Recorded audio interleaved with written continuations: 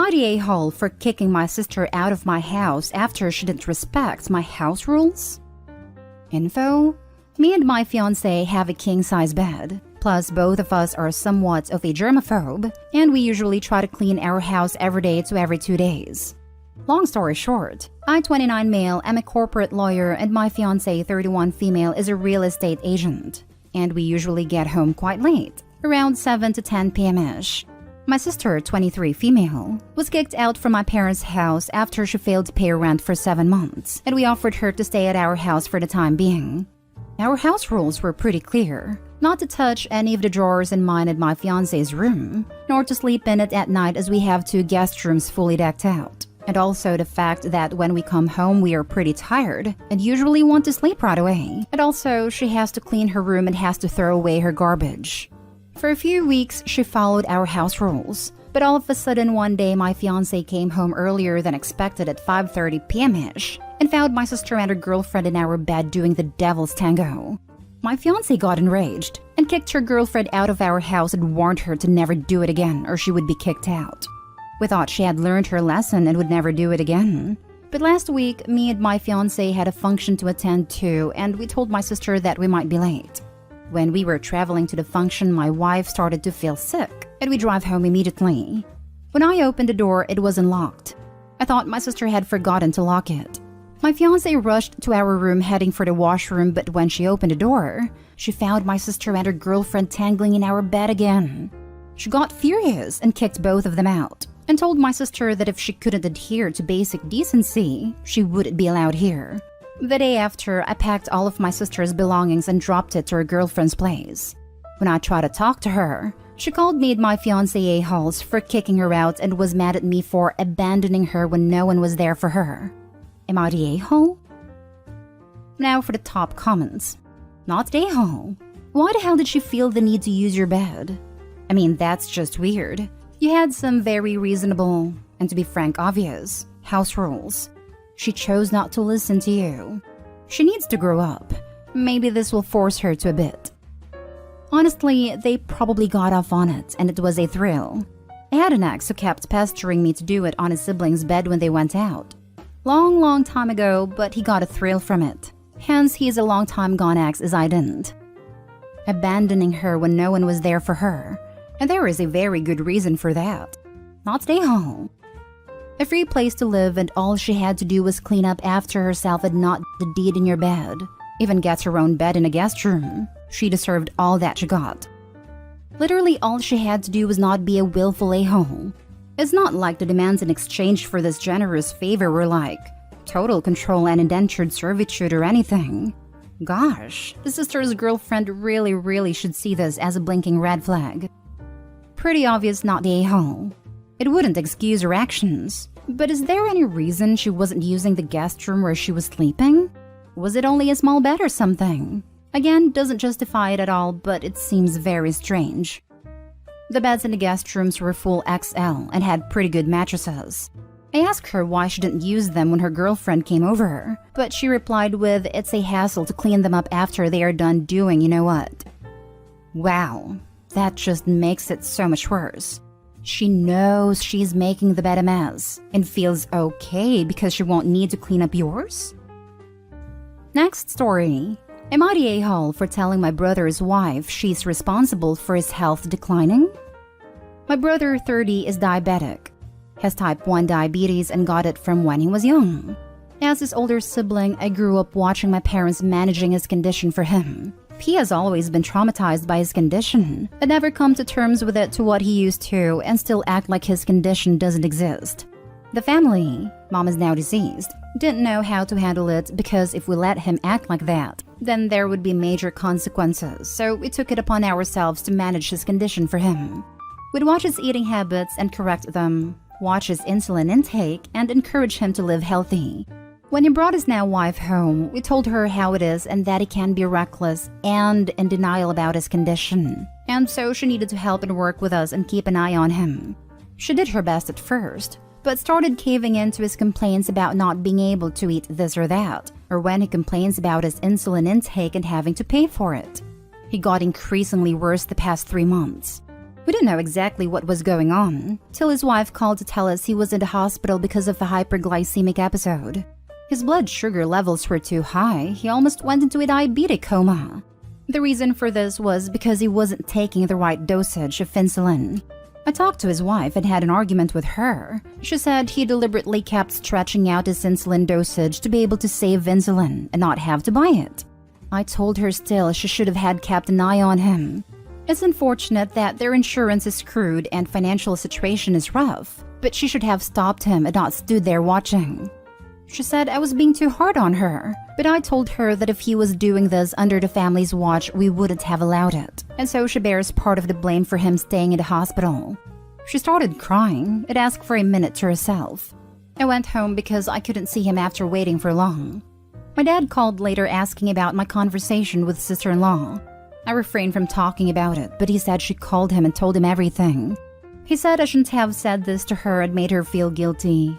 I said I was just disappointed she let this happen and expected her to be the responsible one if my brother wasn't. He said I have to apologize, but I'm unsure whether I was completely at fault here because I feel there's a bit of neglect on her part. You're the a-hole. My father and uncle have both had type 1 since they were 5 years old. They are both now late 60s. Back then, it was a death sentence. Docs told them they'd be lucky to see 30.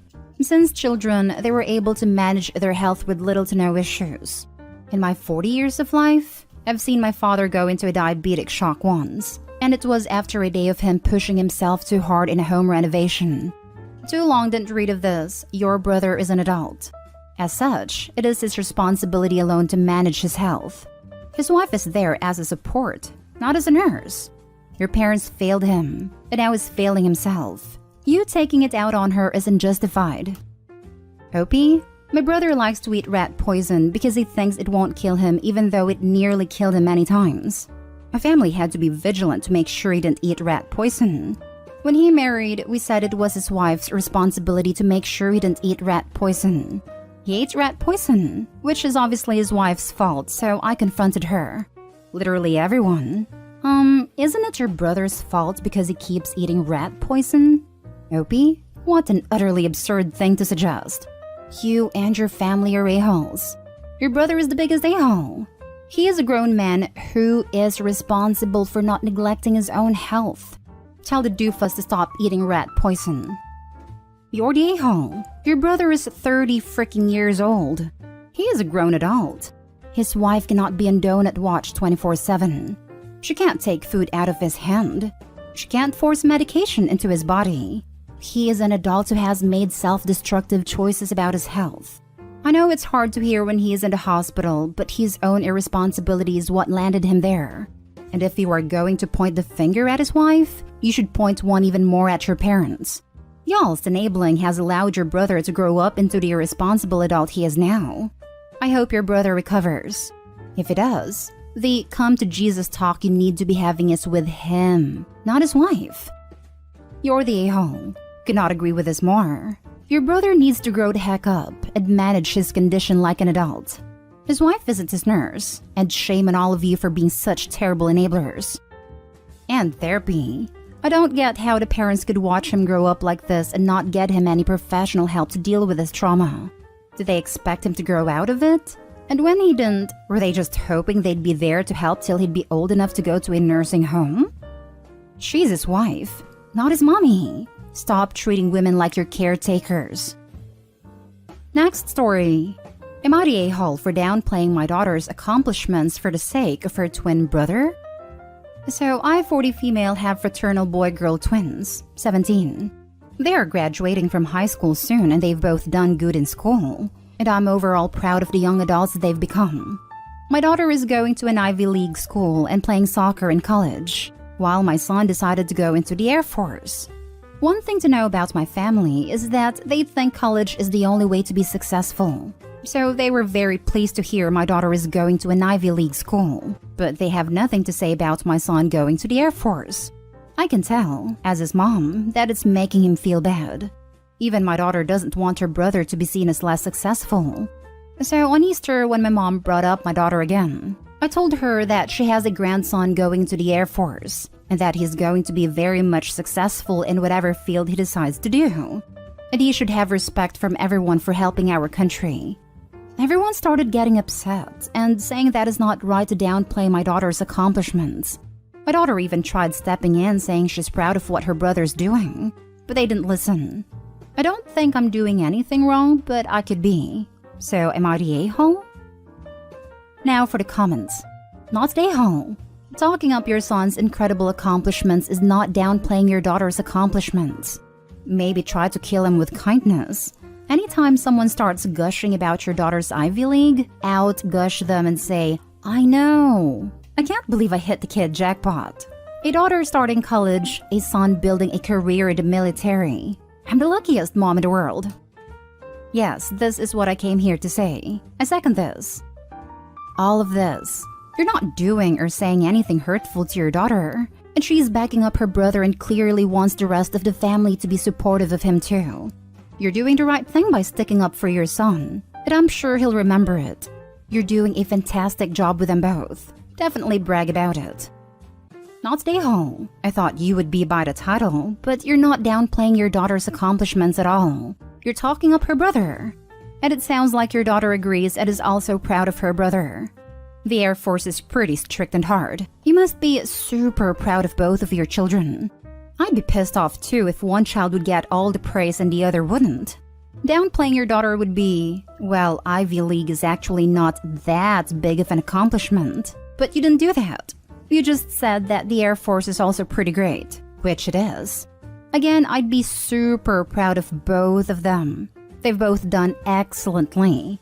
And keep sticking up for your son without undermining your daughter, which is what you are doing. You are nailing parenting right here. Straight A's. Thank you. From what they've done in high school, they've proven to me that they both can be successful as adults with or without a college education. I mean, my boyfriend works for the Air Force actually. Not the USA, so I might be wrong on this. But from here, you get a pretty decent education. First, the military education, and then you can choose to do school with work if you want to move further up the ranks. The military usually pays for everything, with a wage. You can get all kinds of degrees there.